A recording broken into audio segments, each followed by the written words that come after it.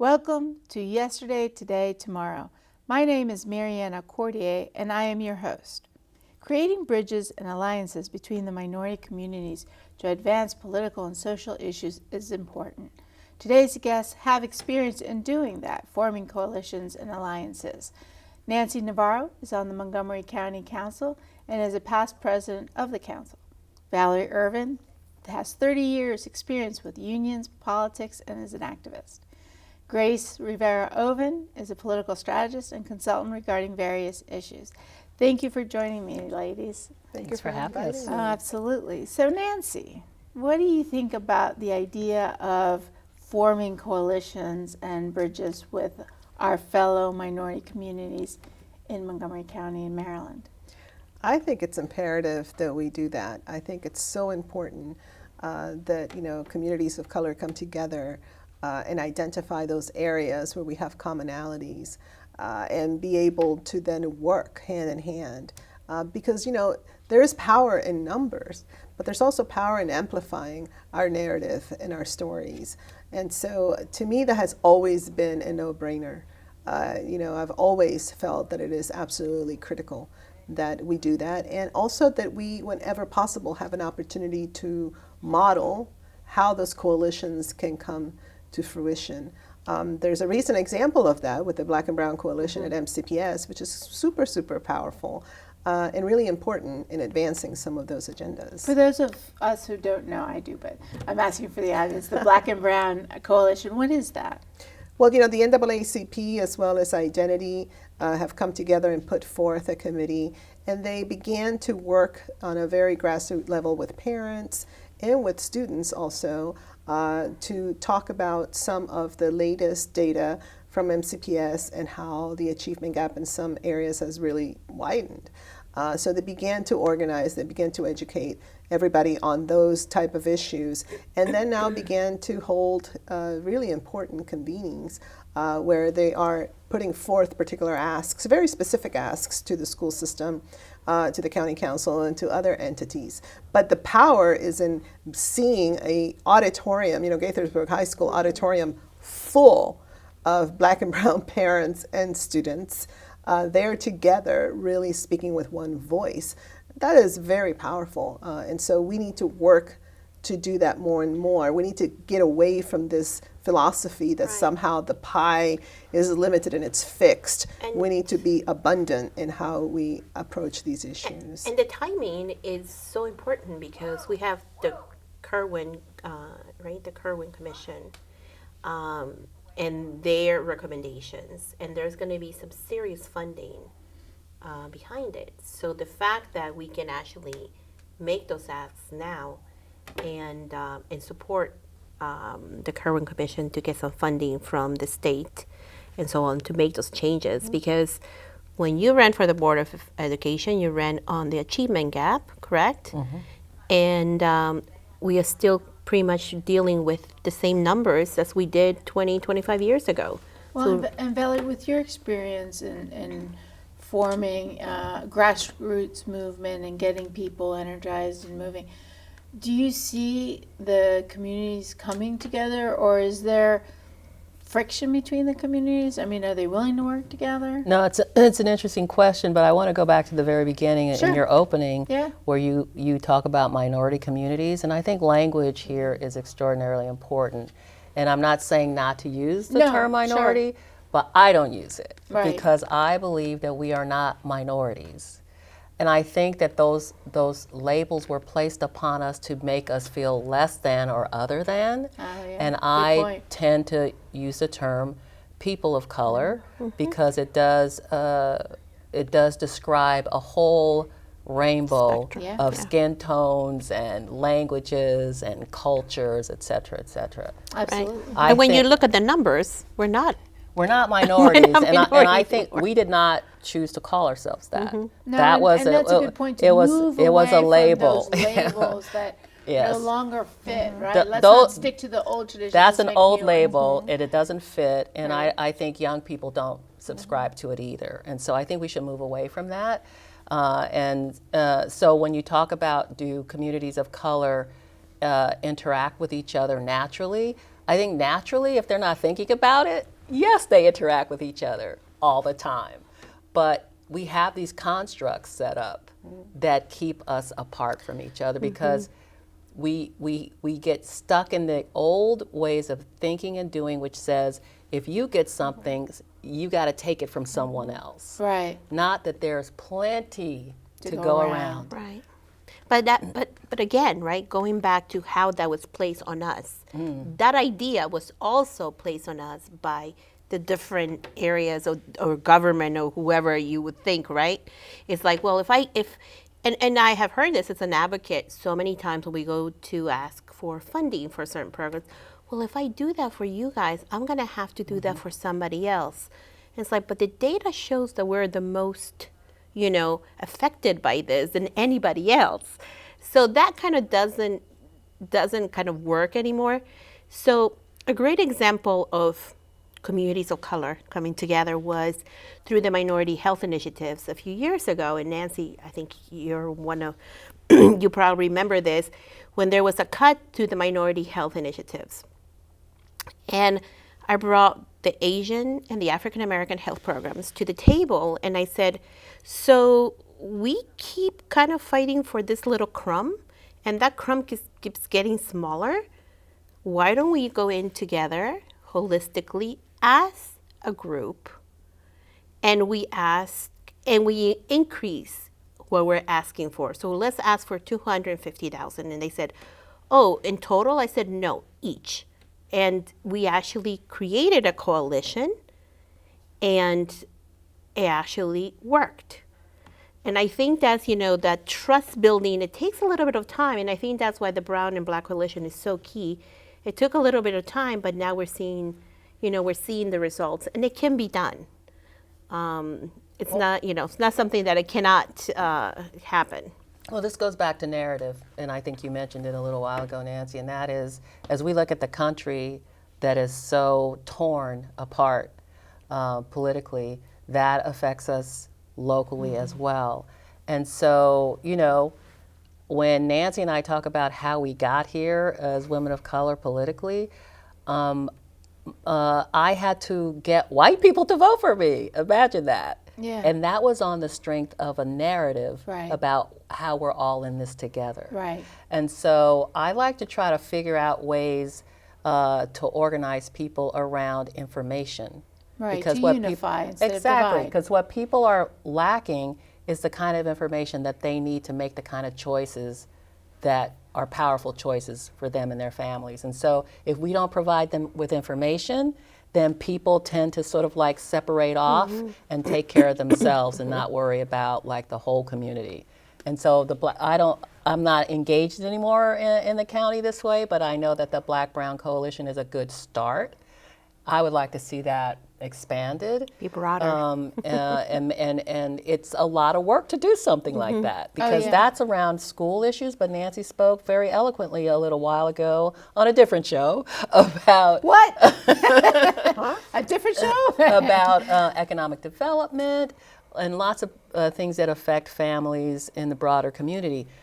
Transportation, affordable housing, jobs, all those things require us to sort of get our heads around what the narrative around that is going to be and how we bring people together around those broader concepts. And I was thinking of that last year, the process of getting to adopt the racial equity and social justice legislation really provided an opportunity for folks to examine this particular issue. Because it is about having the data. We should not get into anecdotal conversation about Correct. whether, Black students need this versus Latino students and why. Why should I give it to them? But we should be driven by data.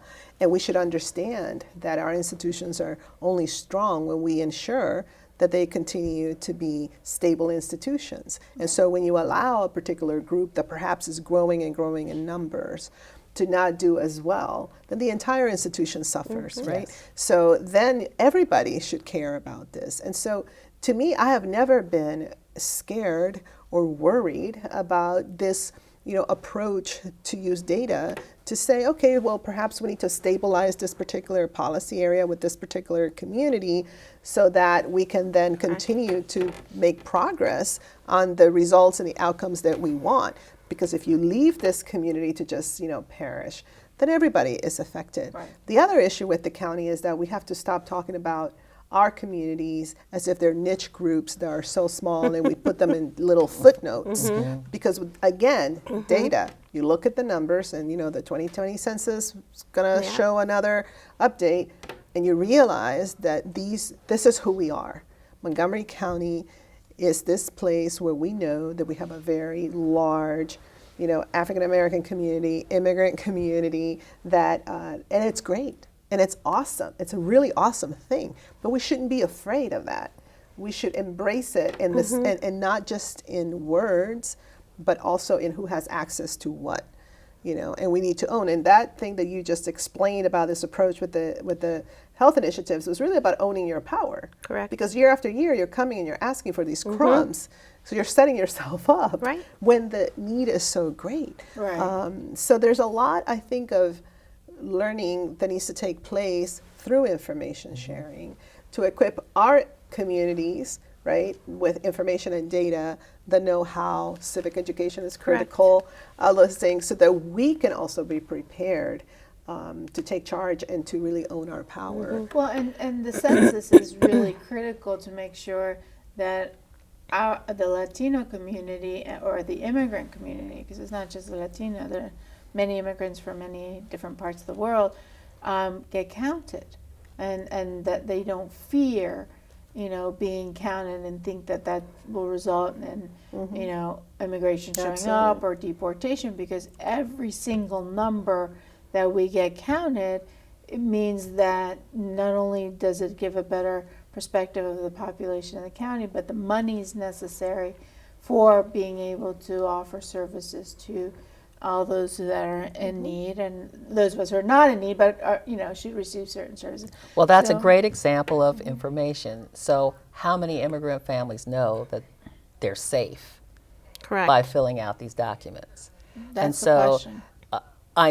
This is something that we should all gather our arms around and sort of say, not just immigrants need to be concerned about this, because if we undercount, the county suffers. Absolutely. Right. So black people, white people, all Everybody. people. It's all our business. And I think that the narrative, Nancy, because you do this so well, that is not exactly out there in the broader community. Like, we suffer by not counting everybody. So I would like to see that lifted up in some way. Yeah. And I would say, as a footnote, that it's interesting that, as we had an event to talk about the census, for the Latino community specifically, but one of the messages that was being sent out there was, make sure to check that you are, Latino, Hispanic, and which country you're from.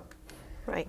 So that there is a very important demographic, because sometimes there are Latino people that are like, okay, what race am I? I guess I'm white, and then that also, you may be filling out the information, but you're not capturing really the numbers. Or you're Afro-Latino. And the way that you should be, doing it. So you need to make sure that you know how to fill out that form, so it doesn't skew the results in that way. So there's just a lot of that kind of information sharing that needs to occur, for sure. Yeah. But the empowerment of the to the communities is so important. But it's also, when I see programs being implemented, or any kind of initiatives, like, for example, Vision Zero, I think that's a great initiative, yet they miss to kind of incorporate communities of color at the early stages of developing strategies that now they're going to implement. Yet, when you look at the statistics, right, those communities of color are the most affected of pedestrian fatalities or crashes and so on in the county. So that's why, we supported, and I personally supported so much, the equity social justice bill that, finally came to fruition and is now policy, because you need those kinds of policies to ensure that that doesn't happen. Right, because if not, all you're doing is chasing after, Correct. issue after issue after issue after issue, and that's not the most strategic way to most to make effective. change and Right. and to be effective. I know I for sure, and when Valerie was on the council, there was a time where I even felt like, oh, okay, well, here I go again. But it was the same old situation over and over. Right. Cultural proficiency. Are you involving people that, are being affected? And that was the impetus for me to propose this, because I'll be gone and there will be other people who will be sitting there making these decisions. And if you don't have that data and that information in front of you, how do you know that you're making progress? Or if you don't have people in elected positions that understand these issues just because you live them every day, then how are you going to be able to address, these issues as well? So it is interesting, I think education is clearly so important, but then also who is sitting at the table making the decisions, telling the story. Again, we go back to that, makes a big difference as well.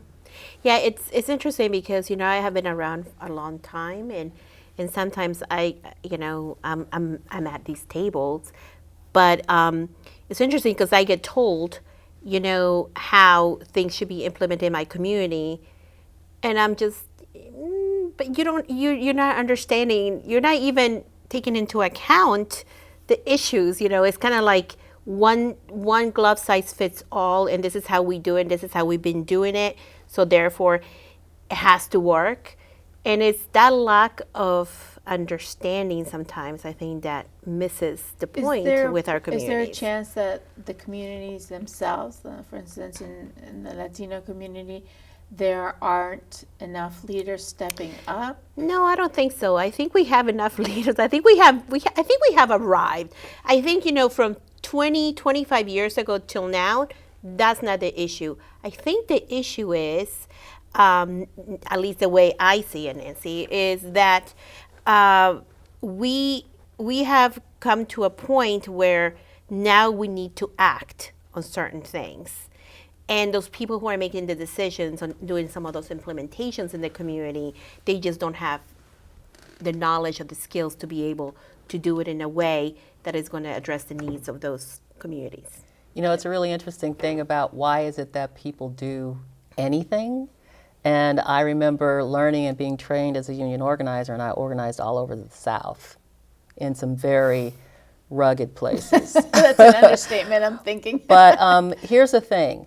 People only do things for their own self-interest, really, and they do it around anger. Like, how do you move somebody from where they are now to over here? And it was my experience as a parent, knowing that in my son's school, 100% of the white kids in his school were gifted and talented, and none of the kids of color. The anger that I felt from that moved me to want to run for the Board of Education. I mean, there has to be a point at where people say, that's enough. Right now, we don't have that. Most people are, Montgomery County is a good county. It's safe, it's clean, things work the way they're supposed to work. Most people are content. Right. And so until the ground, the earth starts shifting to a point where people are like, wait a second, I think I don't like that anymore. Right. That's when you see big movements, like in China, like all over the world, when people get to the point where they're angry enough to say, I want to do something about this. I don't think we're there yet. I think there's been progress made, but I see backslipping happening. I see a lot of backslipping. But we also have to recognize that, there is sort of a preamble to all of this. And it's that a lot, and I can speak particularly to the Latino community, for example, that there's a lot of work that has to be done to first raise the civic knowledge of communities to understand that you don't have to wait until that moment, but that there's a lot of work that you can do to affect change, right? And that's a lot of work. Not everybody does it. And I'm sorry, I mean, there are lots of community organizations that say they're going to do this, right? But it's a lot of work. And so oftentimes there is that default where I'm speaking on behalf of this group. Right. I'm speaking on behalf of this group. I'm speaking on behalf of this group. The work needs to be done is to empower these groups with information so they can be their own advocates, right? And so I feel like it's a constant challenge on how do you, and it goes back to this notion of, oh, you're ahead of your time, that I used to hear that. But a part of me felt like, well, but it's important for me to be able to step up and at least try to make a difference, because it's going to take a while. And you're right. I mean, for many, many communities, this is an amazing, and it is an amazing place. I mean, it is true. Montgomery, that's so many other jurisdictions which they had the problems Montgomery County has, right? I mean, first world problems. Right, first world problems. I mean, it is an amazing place to live. But part of what it makes it so amazing is that we're willing to wrestle with these other identities issues, that and with these dealing serious, with. with these serious, complex issues that maybe other jurisdictions just don't. They just straight up don't do it. We choose to just get in there and get our hands dirty and try to get ahead of the problem as much as possible. But it's definitely it's big. I mean, it's a big challenge. But I think that younger generations, going back to the original conversation about coalition and working together, I feel like my daughters, and I have a 27-year-old and a 22-year-old. They're both girls. That can't be. You don't They, look old enough. I know, I had them when I was like so young, but not really. But no, I mean, they are really, I think, constructing a different paradigm in terms of how to build, a coalition, and that is really exciting. All of our children are, because I watch Gracie's children, who I know your daughters. I have 2 sons. They don't even think the same way we do. Their paradigm is completely different. Thank goodness. It's like, why is that an issue? Like, why is it an issue? Yeah, to them, like sexual orientation and race and gender, those are not the issues. We used to joke, I don't know if you remember this, but we used to joke and say, if Montgomery County is having a problem dealing with us in these positions, they need to understand that we're just kind of getting everybody ready, because the wave that's coming of the younger generation of amazing, they're not thinking about that. They're not thinking about, should I ask permission to be at the table? They're kind of like, of course, I'm going to be at the table, And then the black-brown issue too. Like my son is biracial. My older son is married to an Asian woman. His children are biracial. It's not a thing. You know what I mean? It may have been a thing 30, 40 years ago, but when you see families now, everybody's like all over the place with each other. My daughters are Afro-Latinas, because that's the label that they like to use, but they navigate all of these identities and the political nuances and priorities of all of this. They do it very well. At the end of the day, there is this notion, I always think about this, that, gosh, we're, as human beings, we are multidimensional. It's very hard to fit into these tiny little boxes. God, they're so constricting, And people try to do it to you all the time. Every day, every single day. And it's like, look, we're multidimensional. We can, I have been, very fortunate to serve. And as you were saying, I had to go in there and I have to make sure that I'm serving the needs of the constituents in Kent Mill who are Orthodox Jewish, and constituents that I might have in Wheaton who are mostly Latino, and it's not that hard. It's people think that somehow you can. No, you can incorporate all of that, but it is true that because of historic consequences, Black and brown communities have I think we still need to do more of this coalition building and being able to advocate to close these disparities. There's no reason why in 2020 we're still seeing this data point to widening of particular gaps and disparities that only serve to affect all of us in a negative way. Period. So yeah, I mean that's. I'm looking so forward to your daughters and sons running the show, because I think they will really create new traditions and ways of looking at things, and really put to bed the old way looking at stuff, whether we can be at the table or no, yeah, we're here. You can't kick us out, kind of perspective. But awesome. In the last minute or so that we've got, any thoughts that you want to share with the audience as to what you guys see for the future for coalition and bridges and building alliances? Well, I think coalitions are nothing new, especially I think most people don't know that Black and brown people have been in coalition for decades, forever. Yes. Great. And we act like it's some new thing. Yeah, nope. It's not a new thing. Well, so we got to just keep doing it, doing it better. Yeah, no, and I just supporting our young people, to be able and empowering them.